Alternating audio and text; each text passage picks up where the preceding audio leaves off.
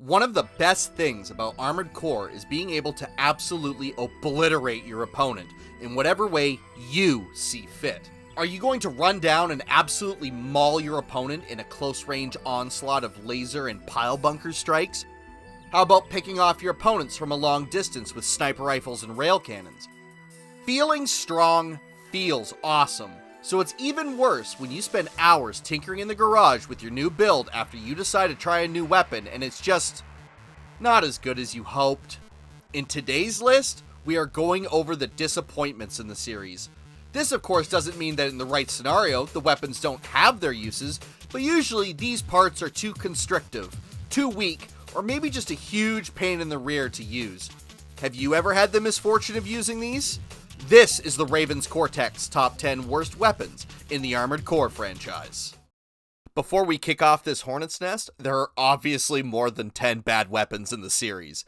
If you have a bad weapon, I'd love to do a viewer special on what you guys think are the worst, maybe as a 2,000 sub thank you video. This is obviously my list, but I'm sure you guys got some absolutely crappy weapons that I missed. Let me know in the comments below. Now let's get into the list. Let's kick things off in Gen 3 with a weapon that feels kinda counterintuitive to use for most players, and that is the 3rd generation KB-TLS Sol Wave Energy Blade from the Generation 3 games Armored Core 3 and Armored Core Silent Line. Starting things off with a Kisaragi weapon, oh boy. So when you think of laser blades, you're probably thinking of getting into high-intensity melee combat with your favorite melee monster mech of choice, aren't you? Well, this thing kind of wants you to not do that. The TLS Sol is a left-arm projectile-based laser blade, which sounds cool in concept, but kind of falls a bit on its face in execution. When using this weapon, you still get all the upsides and downsides of using a standard laser blade. Homing while in the air, energy usage on activation, recovery on grounded attack, the basics. But where it differs is this thing actually doesn't track its target. Even if you get the homing lock-on for using a laser blade in midair, the projectile won't actually change its trajectory on the y-axis, meaning it's still going to travel in a straight line regardless of your target's elevation, almost completely negating the benefit of using your air blade homing capabilities. This is also a problem since the blade has an insanely high usage drain per activation, 2 times higher than the contemporary starter energy blade, as well as doubling the usage drain of the Moonlight. This makes doing aerial maneuvers to get the benefit of the homing even a greater task. Of course, comparing this thing to the Moonlight isn't really fair, as this thing is available at the start of the game, compared to the Moonlight, which is only available in Armored Core 3 after clearing an endgame mission. The mission running of this weapon isn't awful, but being able to track things like aircraft properly while in the air really limits it as a good backup to other left-handed weapons. I'm pretty sure I'd prefer the sweep factor of a normal laser blade rather than the blade wave of this thing. The only thing this thing actually has going for it is the fact that the damage isn't really that bad. For a ranged weapon, having an attack stat comparable to other melee-only laser blades is pretty dang good, and its damage is comparable to the Kurosawa and is infinitely reusable. Being compared to the Kurosawa is usually a good thing.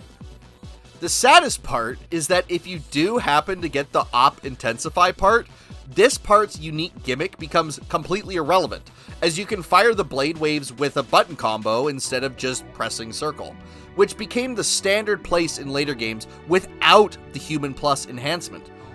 Unfortunately, the KB-TLS Sol just doesn't have enough unique functionality to justify its poor performance.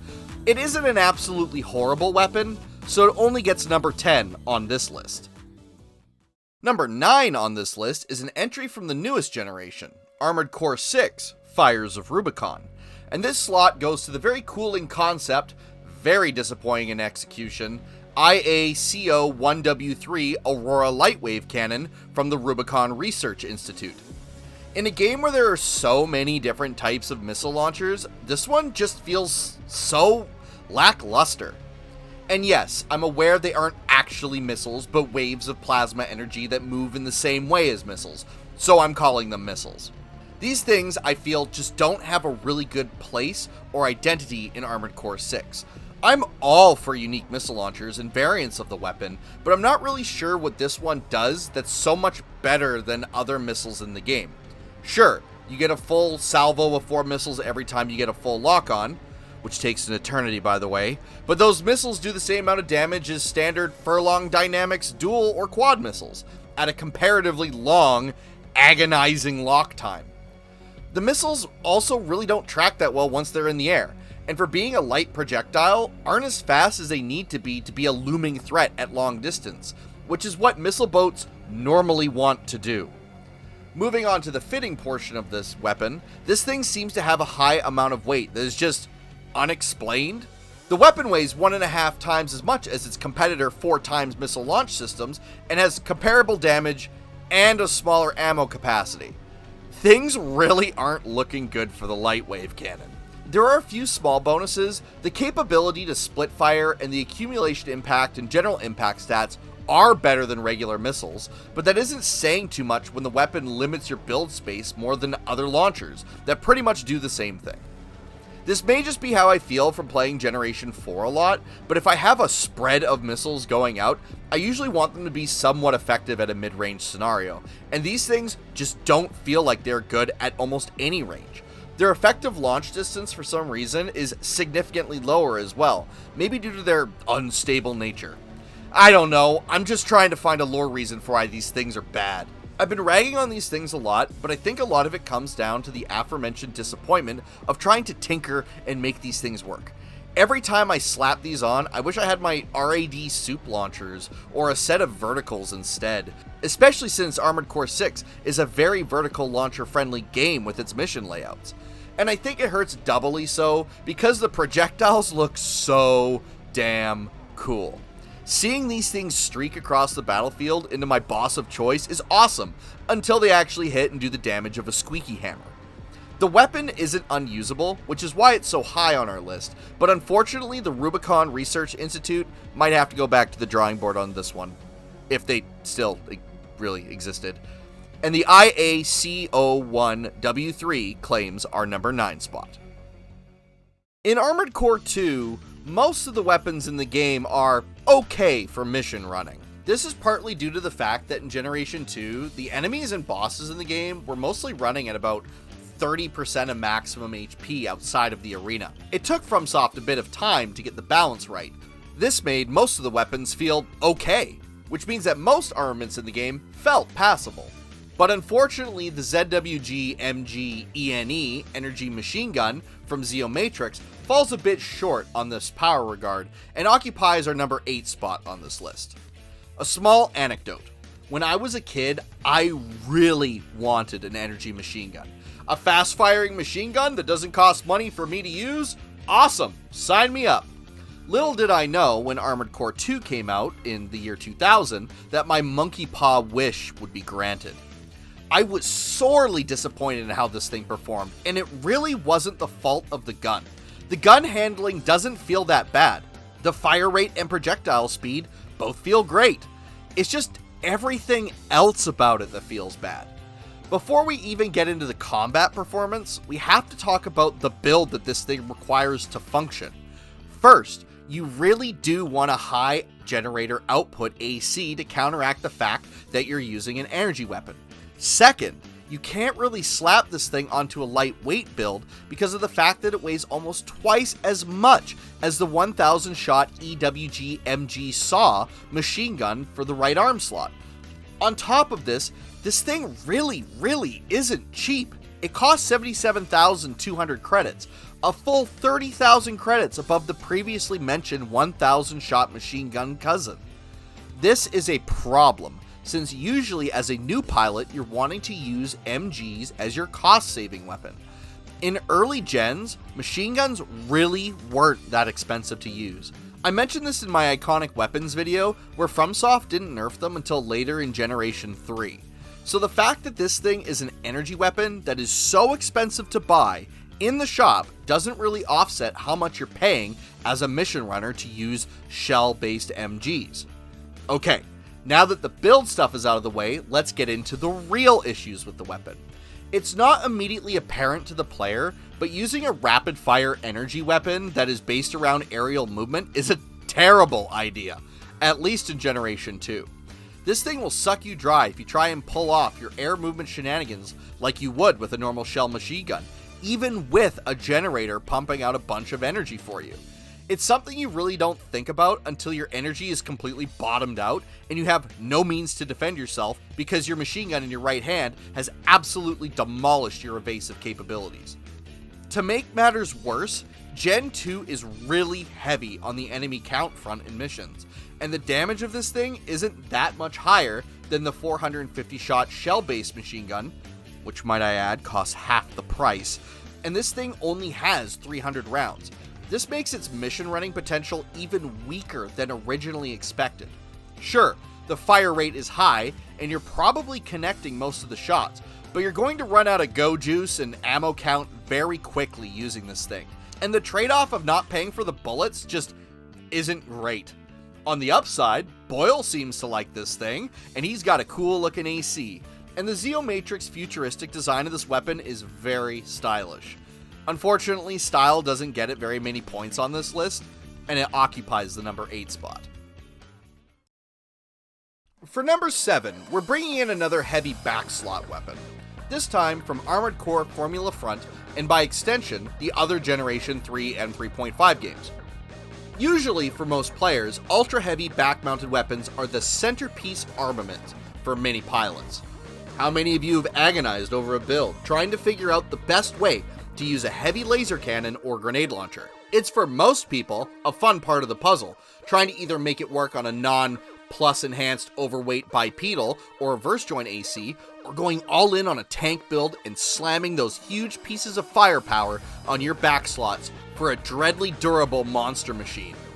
This is where the Slug gun really confuses me. It requires being deployed to actually fire, and the payoff is not good for the large amount of investment that you need to put in. The power isn't really that strong for something that needs to be so close and deployed, which of course is only exacerbated by the fact that your AI in Formula Front is just not good at using this weapon. Now, you can try and tune your tank mech or quad AC to capitalize on the Slug gun, but at that point you might as well just equip your AC with shotguns in each hand instead, since if you're trying to close the gap, tanks really aren't the way to go. The Slug gun doesn't pack the punch it needs to be an effective build-around weapon. This issue also extends to the games that came before Formula Front, like Armored Core Silent Line. The issues that are mentioned are only more readily apparent here, since we don't have the option of AI control. Slow reload speed, poor range, which is expected, lower alpha strike, high weight, mediocre heat application, and poor gun handling just make this weapon gross to use. The weapon's upsides are there, they're just difficult to find. The weapon isn't that bad as a mission runner since you do have ample weapon stores, and the spread shot of the slugs do mean that you can clean up small packs of guard MTs as single blast. But we're talking about the Formula Front version, and there are no missions to run here. The cost to use isn't that expensive either in the previous games, but you're not paying for your ammunition in Formula Front either. Sure, you aren't chugging through ammunition like the Generation's back-mounted chain guns, for example, but it doesn't make the weapon any easier to use. These upsides are completely negated in a game where ammo costs really aren't a problem though, which is why the Slug gun entry in Formula Front occupies the number 7 slot. And number 6 on this list is the BFF-061 ANSC Sniper Cannon from Armored Core 4 Answer. Alright, confession time. I love sniper mechs, especially in 4th generation. It's by far my favorite playstyle, and while I love getting in close with the rifle MG combo to absolutely ravage another Lynx, I'm most in my element when I'm taking care with each shot, so it's especially painful to put one of my all-time favorite class of weapons on this list. Sniper cannons, for the uninitiated, are a class of weapon found almost exclusively, in the manner they are used, in 4th generation. Exceptionally long-range weapons that require specific builds to even make them work properly. They are defined by their long range, high impact force, good damage, long reload, and crushingly high firing recoil. It's possible to fire these weapons on the move in Generation 4, but requires the player to heavily build around them, usually by incorporating as many BFF, the sniper companies, parts into the build. Stability is very important when using sniper cannons, as when you fire them, if your stability is not above a specific threshold, your next becomes stunned, if only for a second, leaving you a sitting duck for incoming fire or locking you into a position where you're just not moving. Okay, RC, that's all fine and good, but why does this make this one particular sniper cannon bad? The 061 ANSC is a problem for two major reasons. First, the damage that the sniper cannon puts out is just not high enough to justify the weight costs and reduced ammo over its lighter weight 050 ANSCs or the 049 ANSC. And second, the absolutely crushing stagger that this weapon places on an AC when you use it. Now, before you go to the comments and tell me, RC, it clearly states it's designed for quadruped designs, I would like to posit the question. Why would you put this on your quadruped design over something like the 050 ANSC instead? The attack power, velocity, impact force, primal armor penetration values are all a little bit higher, sure, but not enough to warrant the almost 1,000 weight point increase over the previous model. On top of that, the fire rate is sluggish and the magazine capacity is only 16 rounds. Yes, the velocity is high, but the shots are still slower than the Interior Union Fact, which has significantly less firing recoil and has a 25% faster projectile speed, so it loses out on that regard as well. I just struggle to find what this weapon is actually supposed to be the best at. It doesn't have the utility of the lighter sniper cannons to be used in a more generalist build, and it isn't good enough at the things it's supposed to be a specialist in to warrant taking it at its 3,725 weight point cost. This thing weighs 900 weight points more than the Yamaga grenade cannon for 9ball's sake, and doesn't even have the destructive power to level a city block with a single round. I know the weapon is workable when it's put onto a sniper BFF quadruped design, but I find myself still wanting more shots for mission running or higher projectile velocity for next combat, so this weapon disappoints in both regards. The 061 ANSC sniper cannon weighs us down and claims the 6th spot on this list. Moving into our top 5 slots now are the back-mounted orbit cannons from the Generation 3.5 games Armored Core Nexus and Armored Core Last Raven. Before we go too far into it, I want to emphasize that I am not saying the core-mounted Exceed orbits are bad. They're actually really good in the right scenarios. I personally love using the Gaia itself, and the shell-based EOs look super slick. You can't hate them. What I am talking about is the back-mounted Exceed orbit cannons that deploy little flying turrets to harass your opponent. The orbit cannons take up a precious back slot, and in the case of the dual back-mounted model, shown off in the cutscene of Armored Core 3, 2 slots. Also, that guy who was using them got his head kicked in, so canonically they're 0 for 1. For giving up one of your back slots, you're rewarded with a highly inaccurate, autonomous flying turret that fires lasers rapidly at an enemy target. These lasers' damage is very low, and short of shooting at a completely immobile target, the orbit cannons are just inefficient at dealing damage. They really aren't that great as a harassment tool either, which I know quite a few players like to use them as. But why are you using a backslot weapon as a distraction, and a distraction that is evaded in the very same way that your opponent might be dodging normally anyways? It's not very powerful in that regard either. If that isn't bad enough, these things are really not good in tight spaces, and if they make contact with any obstacle on launch, they are immediately destroyed, and you have to wait for a reload. Now, the most common rebuttal to this point is, if you fire missiles at a wall, they will also blow up.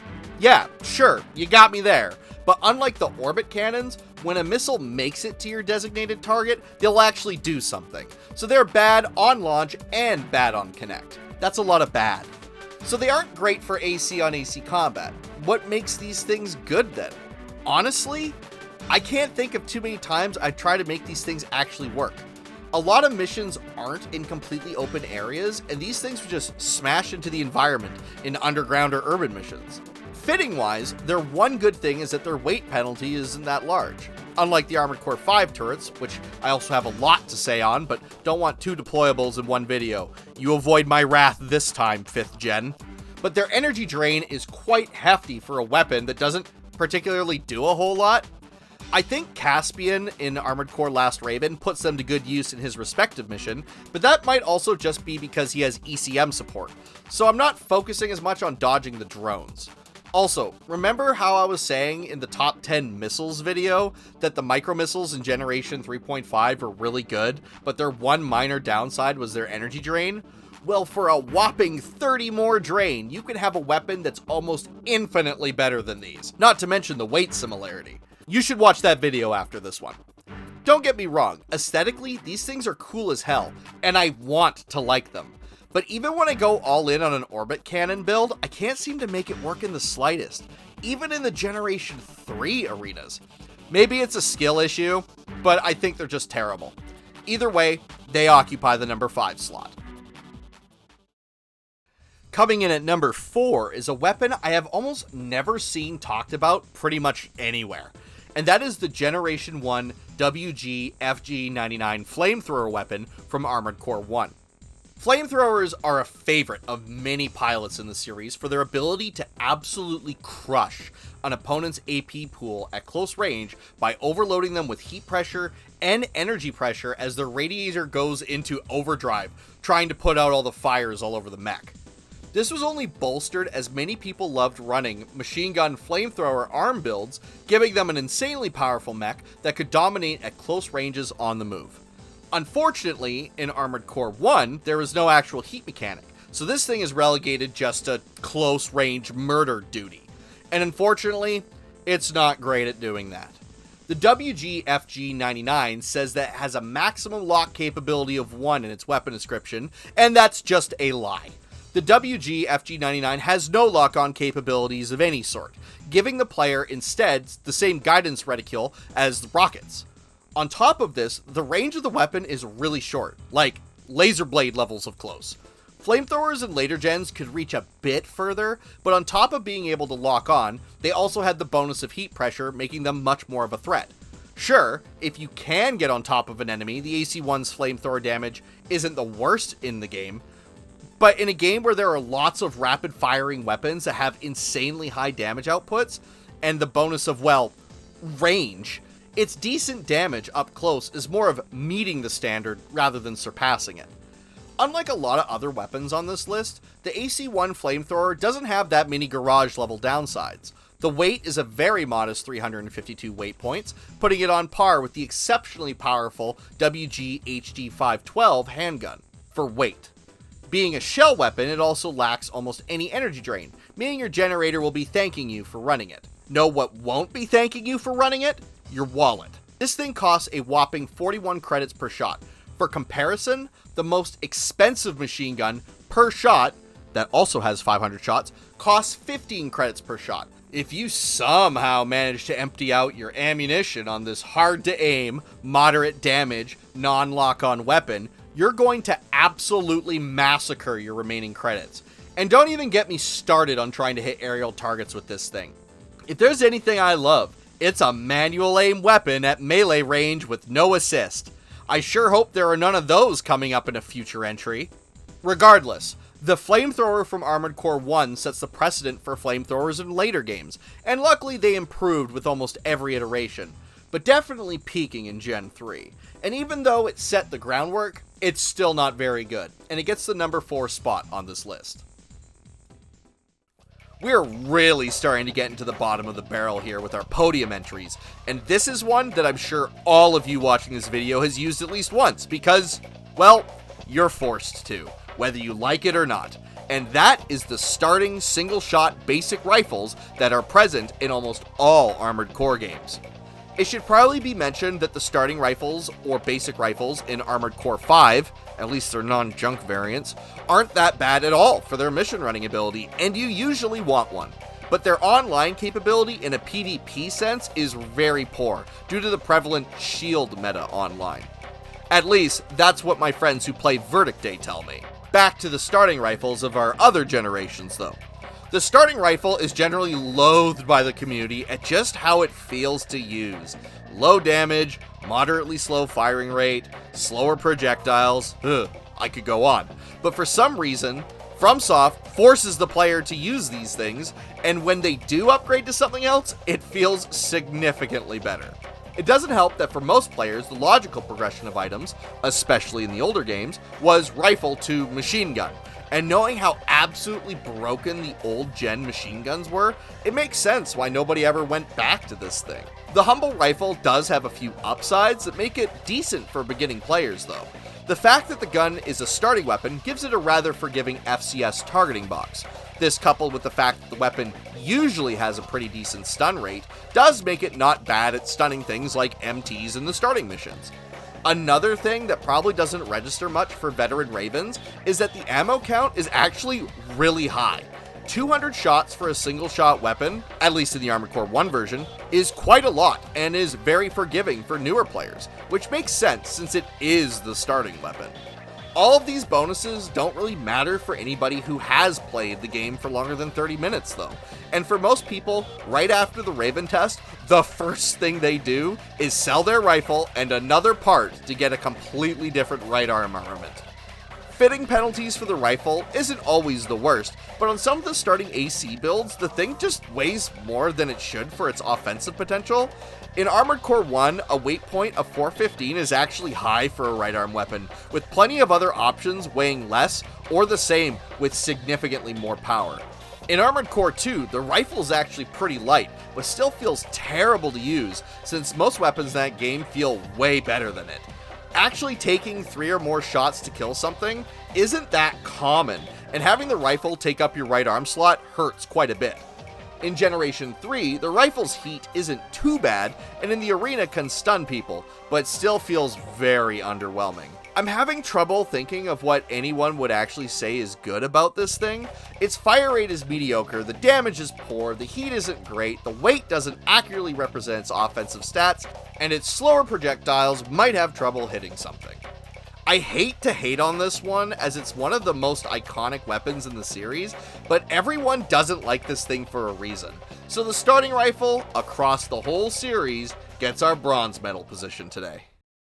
Taking up our silver medal position is the Generation 3 and 3.5 Parrying blades, but we'll mostly be talking about the Armored Core 3 variants for this entry. As stated in my strongest weapons list, parrying blades have always had a functional identity problem in the Armored Core games, demanding you rush down your opponent and smash them with an exceptionally hard-hitting melee attack, but absolutely crippling you by not allowing you to lock on with said melee attack in any capacity and making you wait through an agonizingly slow charge-up time. Laser blades are awesome because you hit circle and boom, you're in a melee attack. But let's say if you wanted to blade, you had to wait a full second after your melee press to actually make your attack. It would drive you freaking mental. Well, if that sounds fun to you, all the parry blades in these games are the weapon of choice for you, Raven. Before I hear you pile bunker enthusiasts come in and defend this thing, I really want to hammer home the point that this thing has no tracking of any kind. Zip. Nada. It's all based on the timing of your attack and making contact. Now, if you do make contact, whoo-wee! This thing is going to do some damage, but unless you're some sort of parry blade specialist, this thing is just not going to connect pretty much ever. On top of that, unlike the Ashmead and other pile bunkers in the Armored Core series, this thing has a firing limit. Not a hit limit, a firing limit. Even if you miss, which you will, this thing loses ammunition. Imagine if your Ashmead or Laser Blade lost charges as you tried to use it. I guarantee you would use it less. It's kind of the main feature of melee weapons in Armored Core. Like I said earlier though, hitting a target with a parry blade is actually one of the hardest hitting things in the series. Capable of demolishing pretty much any opponent, short of ACs and giant MTs, on a single contact. And if you do make contact with an AC in the arena, you can expect at least a couple thousand damage and an immediate overheat penalty on your opponent. But RC, I hear you say. What's wrong with replacing your laser blade with a melee variant that is a bit different and has ammo? Oh, we're getting to the worst part of this thing. It's a right arm exclusive part. The older you get in the series, the more important your right arm slot got, as there was less and less weapon types to equip on your left hand slot, including your left arm being laser blade exclusive in the first gen. Foregoing your most important slot, your right arm slot, for an absolute liability of a weapon usually isn't conducive to a good mission running experience, and trying to hit things like aircraft or flying MTs are pretty much out of the realm of possibility for maintaining consistency. I do know that in the older series of PvP play, there are dedicated parry blade specialists, but I'm not counting them here. Just because a few people can make the thing work doesn't mean it's a great weapon. I would rather place almost any weapon on my right arm slot than a parry blade. And that's why it gets our silver medal spot today. Coming in to absolutely zero fanfare and to a cheering crowd of absolutely no one to claim the gold medal is the Generation 1 bomb dispenser from Armored Core 1, Project Phantasma, and Master of Arena. This thing sucks. I tried to give it a bit of exposure in some of my older videos, but man, I'm hard-pressed to find any weapon worse than this thing. I'd rather use the Dozer from 4th gen than this weapon. I'd rather use the Hydra multi-missiles than this thing. The WM-X10 and its lighter variant, the WM-X5AA, both do exactly what they say on the tin. They dispense bombs. They don't fire them, they don't shoot them, they dispense them. And what I mean by that is that these weapons drop a bunch of contact bomblets around your AC rather than locking on, and in a random direction too. They tend to favor going in front of you, but when the things have an effective range equivalent to a laser blade, who really cares what direction they go? To make things even worse, this thing weighs way too much for what it provides. If you thought that Gen 4 sniper cannon in a previous entry didn't have a good weight to damage ratio, then this thing is going to make you puke. The X5AA weighs in at 616 weight points, and the WMX10 weighs in at 939, which is just absolute insanity for what it actually does. Its theoretical damage is exceptionally high, making it one of the strongest in the entire series, something around 3 times higher than the grenade launcher of 1st gen. But not only do you have to hit the absolute RNG slot machine jackpot to have the bombs fire in front of you, but the target actually needs to be big enough to get hit by all of them. And then that's not even factoring in defensive stats. Just to put things in perspective, 939 weight points is only 300 points less than the Generation 1 grenade launcher, and 200 less than the WX S800GF, which are both amazing weapons in their own right. Think this thing might have some applications in mission running? Well, you're wrong there too. Both variants only have 10 total salvos, making this thing absolutely pathetic at dealing with the enemy-heavy early generations of games. Like, imagine trying to do destroy main facility with this thing. You'd be drowning in Nashorns before the day is done. Hitting aerial targets? Don't even make me laugh. Not happening short of a fluke. This thing has a long reload time, so if a plane does get under you, you time it right and make a few contacts, it probably won't be enough to kill it, and you missed your chance. Better not miss the next 9 shots, Raven. I was scrolling through the Master of Arena and Project Phantasma Arena lists, and the developers must have known this thing was bad. I was only able to find 1 AC in my most recent playthrough of Master of Arena, and none in Project Phantasma. Even things like the single missile and starting rifle get representation in the arena. Sheesh. If you know another one, please let me know. This thing is so bad that when my friends decide to watch me play Armored Core 1 in our marathon runs, whenever we're doing stuff together, the first thing they request is a set of tank legs and a bomb dispenser, just to absolutely torture me. When Armored Core 3 came out and the inside part bomb dispenser was introduced, I'm sure I started to disassociate at just the mere mention of it. Those things are not as bad since they are light and don't take up a back slot. Figured I should say that before someone thinks I'm equating the two. I think the thing that pushes this part over the parry blade from the previous entry on this list is the fact that people have actually found a way to make parry blades work. There are definitely specialists who have put in the time to hone the craft. But these, the Gen 1 bomb dispensers, I haven't heard of a single player who has made them effective in any capacity. If you know someone, please tell me in the comments. I'd love to meet that absolute psycho of an Armored Core player. The Generation 1 bomb dispenser claims the title of being the worst of the worst at our gold medal spot. That's the Ravens Cortex top 10 worst weapons in the Armored Core franchise. What do you think of the list? What weapons would crack your top 10? Give me some suggestions with some reasons as to why you think they should be on the list, and I might make a community top 10 worst list as well if there's enough interest. Want to see some good weapons instead? Check out my list of the top 10 missile weapons in the franchise. Some of them might surprise you. And as always, I'll see you next time, Ravens.